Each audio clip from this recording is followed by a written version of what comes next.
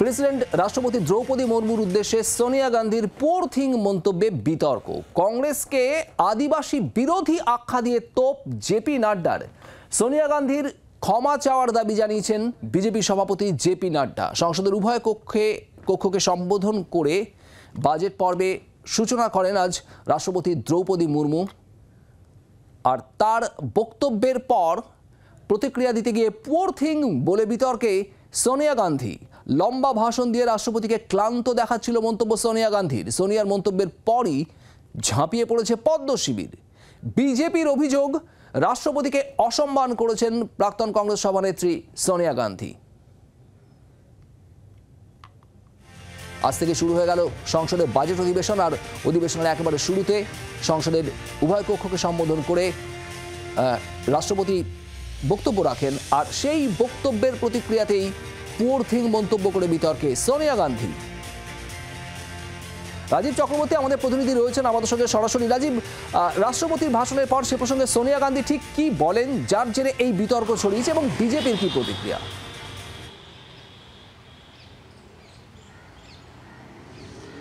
দেখো, যেমনটা তুমি বললে যে আজ থেকে শুরু হয়ে গেল বাজেট অধিবেশন, এবং বাজেট অধিবেশনের শুরুতেই প্রধানমন্ত্রী নরেন্দ্র মোদী আজকে বলেছেন যে প্রতিবার সংসদ অধিবেশন শুরু হওয়ার আগে বিদেশি একটি শক্তি তারা চক্রান্ত করে, যাতে কিনা এই ভারতের সরকার তারা অস্বস্তিতে পড়ে।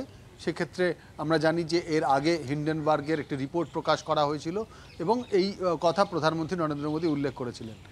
তারপর অধিবেশন শুরু হলো। যৌথ অধিবেশনে রাষ্ট্রপতি দ্রৌপদী মুর্মু তিনি ভাষণ দিলেন, এবং আমরা জানি যে এই যৌথ অধিবেশন লোকসভা এবং রাজ্যসভার সাংসদদের নিয়ে যখন রাষ্ট্রপতি ভাষণ দেন, অধিবেশনের সূচনা হয়, তখন সরকারের তরফ থেকে যে বিবৃতি লিখে দেওয়া হয় রাষ্ট্রপতি সেটিই পড়েন। এবং রাষ্ট্রপতি আমার সরকার কি করেছে এই তার বক্তব্যের মূল থিম থাকে এটি, অর্থাৎ তার সরকার এতদিন পর্যন্ত কি করেছে, আগামী দিনে কি করবে তার একটা রূপরেখা তুলে ধরেন। স্বভাবতই বিরোধী নেতা বা নেত্রীদের কাছে সাংবাদিকরা তারা জানতে চান প্রতিক্রিয়া। সোনিয়া গান্ধীর কাছেও সাংবাদিকরা জানতে চেয়েছিলেন, যখন কিনা রাষ্ট্রপতি দ্রৌপদী মুর্মু তার দীর্ঘ বক্তৃতা শেষ করেছেন, সোনিয়া গান্ধী বেরিয়ে আসছিলেন, তখন তিনি শুধু এইটুকুই বলেছেন, পুওর থিং।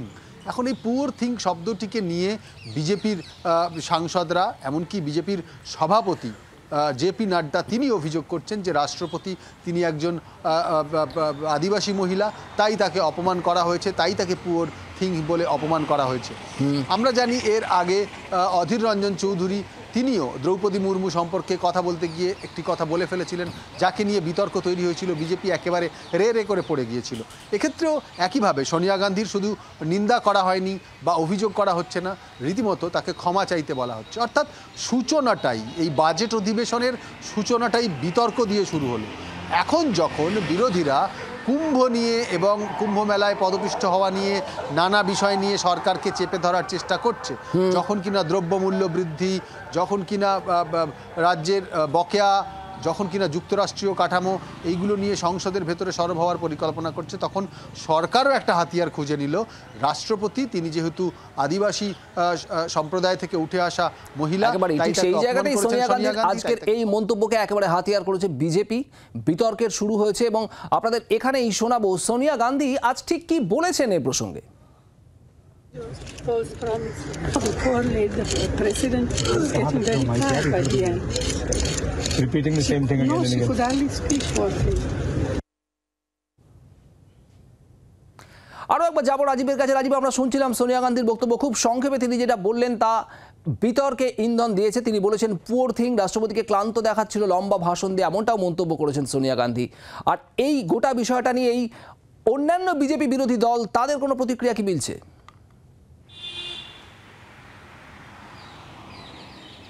দেখো, বিজেপি বিরোধী যে দলগুলি, অর্থাৎ বিরোধী শিবিরে যে দলগুলি রয়েছে, তারা এই বিষয়টিতে একেবারেই আমল দিতে নারাজ। তার কারণ এক্ষেত্রে তারা মনে করছেন যে বিতর্ক শুধুমাত্র সরকারের হাতে কিছু নেই, বা বিরোধীদের আক্রমণ করার কিছু নেই, বা বিরোধীরা যখন তৈরি হচ্ছে সরকারকে কোণঠাসা করার, তখন পাল্টা একটা কৌশল, পাল্টা একটা হাতিয়ার হিসেবে যে কোনো জিনিসকে তুলে নেওয়ার জন্য এটি করা হয়েছে।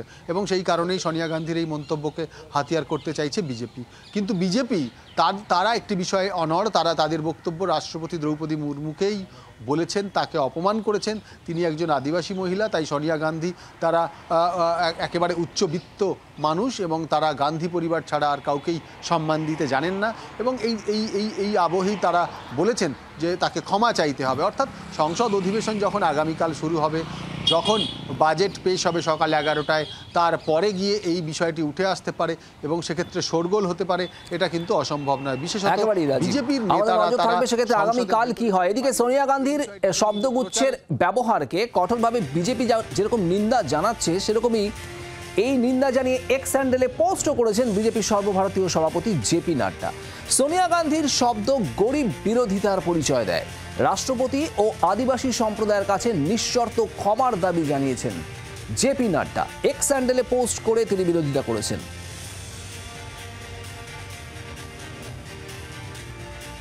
আর এ নিয়ে আপনাদের শোনাবো প্রিয়াঙ্কা গান্ধী, তিনি কি বলছেন। My mother is a 78-year-old lady. She simply said that the president must have been tired reading such a long speech. Poor thing. I don't think she fully respects, in fact she has the utmost respect for her.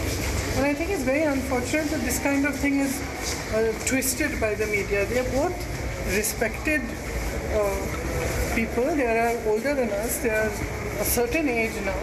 And it's pretty clear that she means no disrespect. আর এই গোটা বিষয় নিয়ে BJP বিরোধী অন্যান্য রাজনৈতিক দলগুলির প্রতিক্রিয়া কি? তৃণমূল কংগ্রেসের তরফে সাংসদ কল্যাণ বন্দ্যোপাধ্যায় কি বলেছেন শোনাবো। রাষ্ট্রপতির স্পিচে যেটা সরকার বলেন যে আগামী 1 বছর কিভাবে কাজ করব, কি পলিসি, কি এডুকেশন পলিসি থেকে আরম্ভ করে বিভিন্ন পলিসি আছে, হেলথ এটসেট্রা এটসেট্রা, কি পলিসিটা, কি দেশকে চালাবার পলিসিটা কি, সেই পলিসিটাই তো নেই। G20 এটসেট্রা, তারপরে চাঁদে যাওয়া, ওই সব তো পুরনো, সবই তো 2023-এর। তা 2024-এ সরকারে এসে 2025, এবং গত বছর যেগুলো স্পিচে বলেছিল আমরা এগুলো করব, তার তো কোনো লেশমাত্র কোনো কথা বললো না।